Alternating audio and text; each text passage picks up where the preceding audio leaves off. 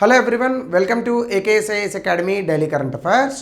So ముందుగా నిన్న ఇచ్చినటువంటి క్వశ్చన్కి ఆన్సర్ చూస్తే నేషనల్ మెంటల్ హెల్త్ సర్వే ప్రకారం అప్రాక్సిమేట్లీ 10% కన్నా ఎక్కువగా ఇండియాలో మెంటల్ డిజార్డర్స్ సమస్యను ఎదుర్కొంటున్నారు యువకులు. So before we go to the session, if you are looking for UPSC admissions అట్లాగే group 1 and group 2 both AP and Telangana, దయచేసి కింద నెంబర్కి కాల్ చేయండి. They will give you all the details. ఇక ఈరోజు టాపిక్ దేశమంతటా కూడా నివ్వెరపోయేటటువంటి ఒక తీర్పునిచ్చింది సిబిఐ కోర్టు. లిక్కర్ కేసులో దాదాపుగా 5 నెలల పాటు జైల్లో ఉన్నటువంటి అరవింద్ కేజ్రీవాల్ గారు, ఆనాటి ఢిల్లీ ముఖ్యమంత్రి, అలాగనే ఆయన కూడా ఉన్నటువంటి మనీష్ సిసోడియా, తెలంగాణలో కల్వకుంట్ల కవిత గారు, ఆమెను కూడా జైల్లో పెట్టారు. ఇలా దాదాపుగా 23 మందిని ఈ లిక్కర్ కేసులో నుంచి వీళ్ళెవ్వరూ కూడా నిందితులు కాదు, వీళ్ళందరూ కూడా ఏ నేరము చేయలేదని సిబిఐ కోర్టు ఎక్విటల్ ఇచ్చింది. అఫ్కోర్స్ దీని మీద మళ్ళా ఫర్దర్గా సిబిఐ ఢిల్లీ హైకోర్టు మెట్లెక్కింది. మళ్ళా అప్పీల్కి ఏం వెళ్తుంది, ఏం చేస్తారనేది తర్వాత సంగతి. కానీ ప్రస్తుతం అయితే అరవింద్ కేజ్రీవాల్ గారు మీడియా ముఖంగా ఏడవడం కానీ వీటన్నిటికీ సంబంధించి ఎన్ఫోర్స్మెంట్ డైరెక్టరేట్ అలాగే సిబిఐ వీటిల్ని ఎలా ప్రభుత్వాలు వాడుకుంటున్నాయి, ఎదురు తిరిగినటువంటి వ్యక్తుల మీద ఎలా కేసులు పెడుతున్నాయి, ఫేక్ కేసెస్ అనేటటువంటిది ఎంత భారతదేశంలో ఎంత విరివిగా ప్రభుత్వాలు వాడుతున్నాయి అనేటటువంటి ఒక అంశం మీద చాలా వరకు చర్చలు సాగుతున్నాయి. అలాగనే ఎన్ఫోర్స్మెంట్ డైరెక్టరేట్ నిజంగానే చాలా అద్భుతంగా పనిచేస్తుందని అనుకుందామా అంటే 5,900 కేసుల్లో కేవలం 23 నుంచి 25 కేసులు మాత్రమే డిస్పోజ్ చేసింది ఎన్ఫోర్స్మెంట్ డైరెక్టరేట్. అంటే సక్సెస్ రేట్ 0.4% కూడా లేదు, 0.45% ఉంది. సో అంటే ఈ రకంగా ఎన్ఫోర్స్మెంట్ డైరెక్టరేట్ కానీ సిబిఐ కానీ ఈ రెండు రాజ్యాంగబద్ధ సంస్థలు కాదు, పార్లమెంట్లో చట్టం చేయడం వల్ల వచ్చిన సంస్థలు కాదు, కేవలం కేంద్ర ప్రభుత్వ కన్సర్న్లలో నడిచేటటువంటి సంస్థలు. సో ఇందులోనే భాగంగా ఈ యొక్క సంస్థల్ని ఎంత దారుణంగా రాజకీయ నాయకుల మీద, అపోజిషన్ లీడర్స్ మీద వాడుతున్నారు అనేటటువంటి ఒక అంశాన్ని అర్థం చేసుకోవచ్చు.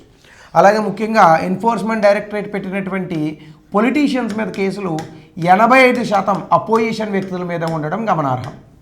సో దీనికి సంబంధించి మనం అసలు ఎన్ఫోర్స్మెంట్ డైరెక్టరేట్ అంటే ఏంటి, సిబిఐ అంటే ఏంటి, అందులో ఉన్న లొసుగులు ఏంటి, వాటిని మనం ఎలా సరిచేయాలి, సో ప్రాథమికంగా మన దేశంలో ముఖ్యంగా ప్రజాస్వామ్యంలో ఇట్లాంటి వాటిని మనం ఎలా అరికట్టాలి, ఈ సమస్యల గురించి తెలుసుకుందాం. ముఖ్యంగా దానికన్నా ముందు న్యూస్లో అసలు ఏముంది. సిబిఐ ఢిల్లీ హైకోర్టు మెట్లెక్కింది. ఆమ్ ఆద్మీ పార్టీ లీడర్స్ అరవింద్ కేజ్రీవాల్, మనీష్ సిసోడియా ఇంకా వాళ్ళతో కలిపి 23 మందిని లిక్కర్ పాలసీలో అరెస్ట్ చేయడానికి సంబంధించి.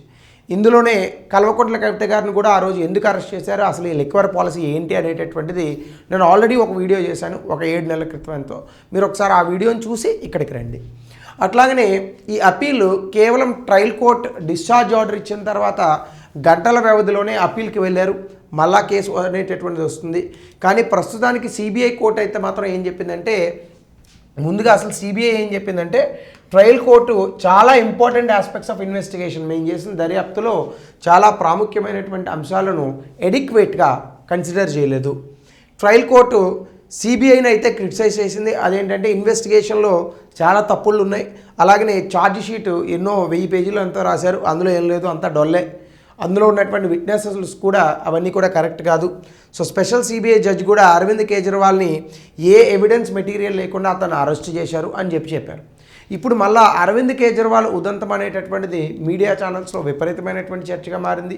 ఈవెన్ ఇప్పుడున్నటువంటి బీజేపీ పార్టీని కూడా చాలా విమర్శలు అనేటటువంటివి సోషల్ మీడియాలో జరుగుతున్నాయి. అంటే అరవింద్ కేజ్రీవాల్ గారికి ఈ యొక్క కేసు కారణంగానే పూర్తి స్థాయిలో ఆ పార్టీ తుడిచిపెట్టుకుపోయింది. 3 సార్లు వరుసగా ఘన విజయం సాధించినటువంటి ఆమ్ ఆద్మీ పార్టీ అసలు ఢిల్లీలో అరవింద్ కేజ్రీవాలే ఎమ్మెల్యేగా గెలవనటువంటి పరిస్థితి వచ్చింది. ఆ రోజు అరవింద్ కేజ్రీవాల్ గారిని అరెస్ట్ చేసినప్పుడు ఆయన రిజైన్ చేయమంటే ఆయన చీఫ్ మినిస్టర్గా కూడా రిజైన్ చేయకుండా జైల్లోనే చీఫ్ మినిస్టర్గా కూడా కాలం గడిపాడు. ఎందుకు అంటే నేను ఏ తప్పు చేయలేదు, చీఫ్ మినిస్టర్గా రిజైన్ చేస్తే నేను తప్పు చేసినట్టు ఒప్పుకున్నట్టే అని చెప్పి కూడా చెప్పడం, ఇవన్నీ మరొకసారి చర్చకు అనేటటువంటిది దారితీస్తున్నాయి.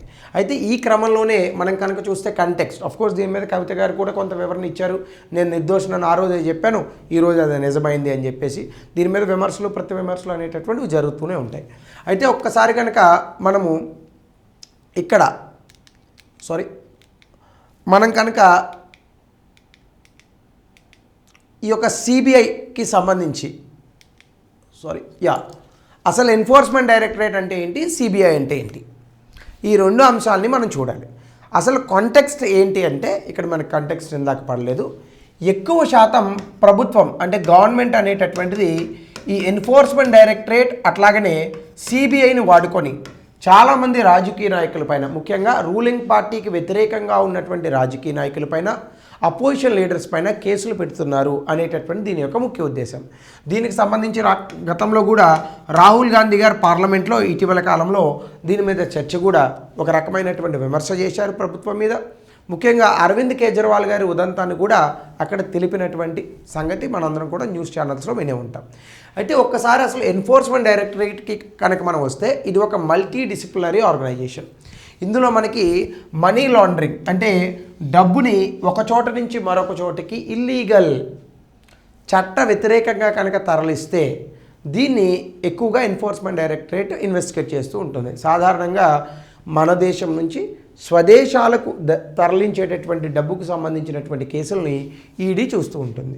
ఇది ఎక్కడ పనిచేస్తుంది? మినిస్ట్రీ ఆఫ్ ఫినాన్స్ అంటే కేంద్ర మంత్రిత్వ శాఖ ఏదైతే ఉందో, ఫినాన్స్ మినిస్ట్రీ, ఆర్థిక శాఖ మంత్రి, ఆ కింద ఈ యొక్క ఎన్ఫోర్స్మెంట్ డైరెక్టరేట్ పనిచేస్తుంది.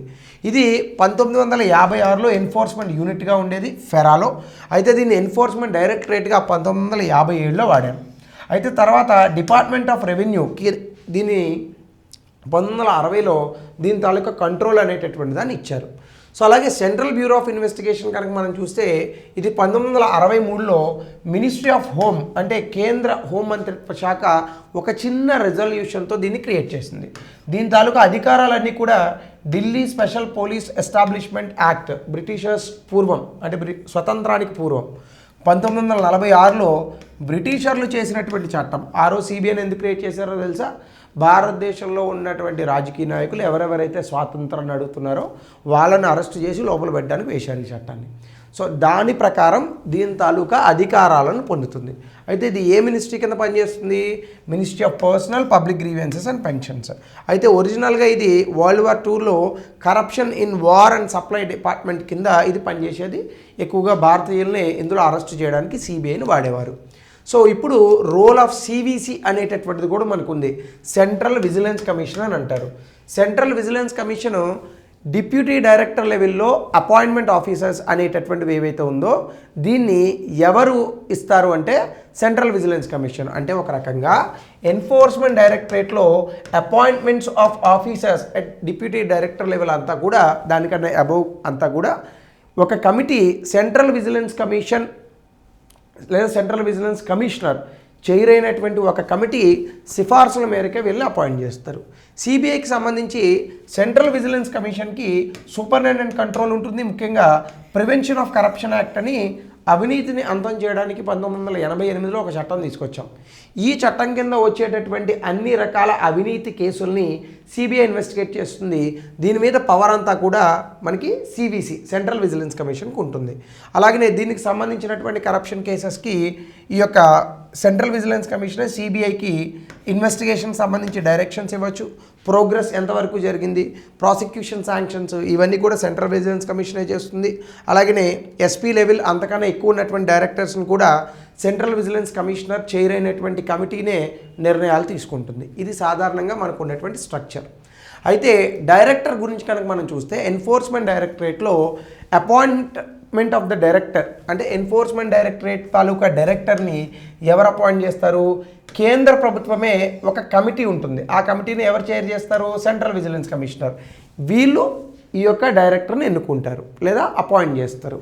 విజిలెన్స్ కమిషనర్స్ ఉంటారు, హోమ్ సెక్రటరీ ఐఏఎస్ ఆఫీసర్ ఉంటాడు, secretary department of personal and training, revenue secretary, వీళ్ళు మెంబర్స్గా ఉంటారు. సివిసి దానికి హెడ్గా ఉంటారు. వీళ్ళు ఎన్ఫోర్స్మెంట్ డైరెక్టరేట్ తాలూకా డైరెక్టర్ని అపాయింట్ చేస్తారు. సిబిఐ డైరెక్టర్ని అయితే లోక్పాల్ చట్టం కిందకి తీసుకొచ్చారు 2013లో.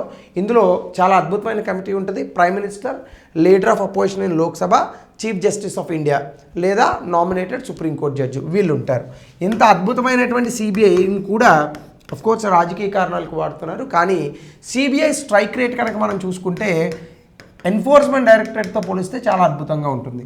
యాక్సెప్ట్ చేసినటువంటి కేసుల్లో 69% కేసెస్ని సిబిఐ దాదాపుగా డిస్పోజ్ చేసింది. ఇది మన అమెరికాలో ఉన్నటువంటి FBI నేషనల్ ఇన్వెస్టిగేషన్ ఏజెన్సీ ఇట్లాంటి వాటికన్నా కూడా చాలా ఎక్కువ. So federal bureau of investigation America కన్నా కూడా చాలా ఎక్కువ. కాబట్టి సిబిఐ తాలూకా వర్క్లో ఏ ఇబ్బంది లేదు.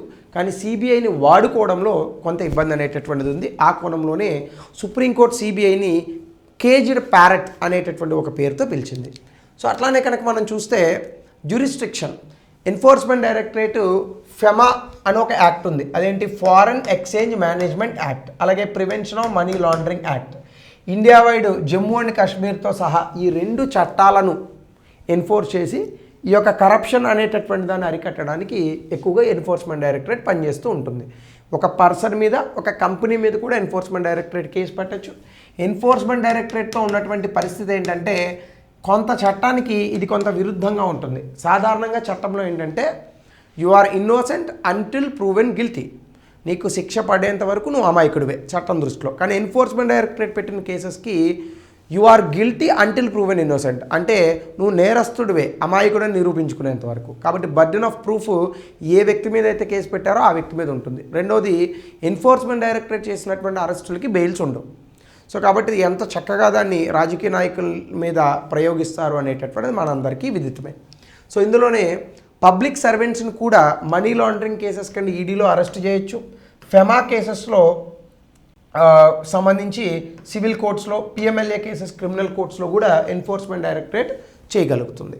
సిబిఐ కనుక మనం చూసుకుంటే ఢిల్లీ స్పెషల్ పోలీస్ యాక్ట్ ప్రకారం section 6 state only state government అంటే రాష్ట్ర ప్రభుత్వం యొక్క సమ్మతితో మాత్రమే సిబిఐకి ఒక కేసును అప్పగించవచ్చు. లేదా కోర్టులు, హైకోర్టులు, సుప్రీంకోర్టు సిబిఐకి ఇన్వెస్టిగేషన్ చేయమని ఆర్డర్ ఇవ్వచ్చు. లేదా సిబిఐఏ యూనియన్ టెరిటరీస్, కేంద్ర పాలిత ప్రాంతాల్లో సుమోటోగా కేసులు స్వీకరించవచ్చు. సో ఈ రకంగా మనము సిబిఐని చూడొచ్చు. అయితే ఈడీకి సిబిఐకి కొన్ని సిమిలారిటీస్ ఉన్నాయి. రెండు ఏంటంటే రెండు కూడా కేంద్ర ప్రభుత్వం కనుసన్నల్లో నడుస్తాయి. కాబట్టి కేంద్ర ప్రభుత్వం వీటిని తనకు నచ్చినట్టుగా, తనకి నచ్చిన వ్యక్తుల్ని అరెస్టు చేయడానికి సాధారణంగా వాడుతూ ఉంటుంది. ముఖ్యంగా ఎన్ఫోర్స్మెంట్ డైరెక్టరేట్ చేసేటటువంటి అరెస్టులు అన్నీ ఇన్ని కాదు. ఇందాక నేను చెప్పినట్టుగా 5,900 కేసులు ఈడీ బనాయిస్తే 23 నుంచి 25 కేసులు మాత్రమే సాల్వ్ అయ్యాయి. అంటే 0.45% కూడా లేదు, 0.5% కూడా లేదు. సో ఇంత దారుణంగా ఈడీని రాజకీయ నాయకులు, ఈ ప్రభుత్వం ఆ ప్రభుత్వం లేదు, ఏ ప్రభుత్వం అయినా అలాగే వాడుకుంది. అలాగే రెండు కూడా సిబిఐ, ఎన్ఫోర్స్మెంట్ డైరెక్టరేట్ రాజ్యాంగబద్ధ సంస్థలు కాదు, స్టాట్యుటరీ బాడీస్ కాదు, కేవలం కేంద్ర ప్రభుత్వంలో ఉన్నటువంటి ఒక డిపార్ట్మెంట్ తాలూకా ఒక రెజల్యూషన్తో వచ్చినటువంటి బాడీస్. కానీ రెండు కూడా ఆర్థికపరమైనటువంటి నేరాలకు విరుద్ధంగానే పోరాడుతూ ఉంటాయి. ఆర్థిక నేరస్తులను పట్టుకోవడంలో విత్ ఇన్ ద కంట్రీ అయితే సిబిఐ, అవుట్ సైడ్ ద కంట్రీకి వెళ్ళే వాళ్ళని ఈడీ. ఈ రకంగా మనం చూడొచ్చు. అలాగనే దీని తాలూకా legal provisions and constitutional provisions కనుక చూస్తే enforcement directorate money laundering act అంటే డబ్బుల్ని తరలిస్తుండడం, ఈ 2002కి సంబంధించి ఈ కేసుల్ని ఇన్వెస్టిగేట్ చేస్తుంది. ఈ యొక్క క్రిమినల్ కేసుల్ని పూర్తి స్థాయిలో సాల్వ్ చేసే ప్రయత్నం చేస్తుంది. అలాగే ఫారెన్ ఎక్స్చేంజ్ మేనేజ్మెంట్ యాక్ట్, ఇందాక మీకు చెప్పాను, ఎక్కడైనా కూడా విదేశీ మారకపు నిల్వలు లేదా విదేశీ ద్రవ్యం దీనికి సంబంధించినటువంటి చట్టాలు, రెగ్యులేషన్స్ ఏవైతే ఉంటే ఆ యొక్క కేసులను కూడా హ్యాండిల్ చేస్తూ ఉంటుంది. అలాగే ఫ్యూజిటివ్ ఎకనామిక్ అఫెండర్స్ అంటే దేశంలో ఆర్థికపరమైన నేరాలు చేసి విదేశాలకు పారిపోయేటటువంటి వ్యక్తులు ఉంటారు. సో వాళ్ళ మీద కూడా ఎన్ఫోర్స్మెంట్ డైరెక్టరేట్ని ప్రయోగించవచ్చు. అలాగే కాన్ఫిస్కేషన్ ఆఫ్ దేర్ ప్రాపర్టీస్, ఈ యొక్క ఎన్ఫోర్స్మెంట్ డైరెక్టరేట్ ఇచ్చినటువంటి రికమెండేషన్ ప్రకారం సెంట్రల్ గవర్నమెంట్ వాళ్ళ యొక్క ఆస్తులను కూడా స్వాధీనం చేసుకోవచ్చు. అలాగనే conservation of foreign exchange and prevention of smuggling activities, smuggling దీన్ని కోఫ్ పోసాన్ అంటారు. దీనికి సంబంధించినటువంటి ప్రివెంటివ్ డిటెన్షన్ అంటే ఎవరైనా ఒక వ్యక్తి ఇలాంటివి చేసి దేశం వదిలి వెళ్ళిపోతూ ఉంటే వాళ్ళని వెళ్ళనివ్వకుండా ఆపేటటువంటి అధికారం కూడా ఎన్ఫోర్స్మెంట్ డైరెక్టరేట్కి ఉంది. సో ఇవన్నీ ఎన్ఫోర్స్మెంట్ డైరెక్టరేట్ విశేష అధికారాలు. ఈ విశేష అధికారాలను అడ్డుపెట్టుకునే కొన్ని రాజకీయ పార్టీలు లేదా ప్రభుత్వాలు అని అనుకోండి, అది కాంగ్రెస్ ప్రభుత్వం అవ్వచ్చు, బీజేపీ ప్రభుత్వం అవ్వచ్చు, అనేక మందిని అరెస్ట్ చేసి ఊరికనే జైల్లో పెట్టే ఈ మొన్న జరిగినటువంటి అరవింద్ కేజ్రీవాల్ ఉదంతం కూడా అదే. సో అలాగనే సిబిఐ కనుక మనం చూస్తే సిబిఐకి powers Delhi special police establishment act నుంచి వస్తాయి. అట్లాగనే సెక్షన్ 6 ఇందాక ఆల్రెడీ మీకు చెప్పాను, రాష్ట్ర ప్రభుత్వం తాలూకా రికమెండేషన్ మీద మాత్రమే సిబిఐ ఒక రాష్ట్రానికి సంబంధించినటువంటి కేసును తీసుకోగలుగుతుంది. అలాగే ఎన్ఫోర్స్మెంట్ డైరెక్టరేట్ ఇటీవల కాలంలో ఒక ఎన్ఫోర్స్మెంట్ డైరెక్టర్కి ఎంతకాలం టెన్యూర్ ఇవ్వాలి అనేటటువంటి దాన్ని ఈ మధ్యకాలంలో అమెండ్మెంట్ చేసి సెంట్రల్ విజిలెన్స్ కమిషన్కి ఎట్లయితే చేస్తున్నారో అలా తీసుకొచ్చారు. దీని ద్వారా ఎన్ఫోర్స్మెంట్ డైరెక్టరేట్ను కూడా కేంద్ర ప్రభుత్వమే కంట్రోల్ చేసేటటువంటి పరిస్థితి వచ్చింది. దీనివల్ల వాళ్ళకి నచ్చిన వ్యక్తులను అపాయింట్ చేసుకుంటున్నారు. అలాగనే సెంట్రల్ బ్యూరో ఆఫ్ ఇన్వెస్టిగేషన్ 2003లో డిపిఎస్పి యాక్ట్ని రివైజ్ చేశారు. దీంతో సుప్రీంకోర్టు వినీత్ నారాయణ్ కేసులో ఇచ్చినటువంటి కొన్ని రికమెండేషన్స్ ఇక్కడ ఫాలో అయ్యారు. అంటే కంపల్సరీ టెన్యూర్ ఇట్లాంటివి.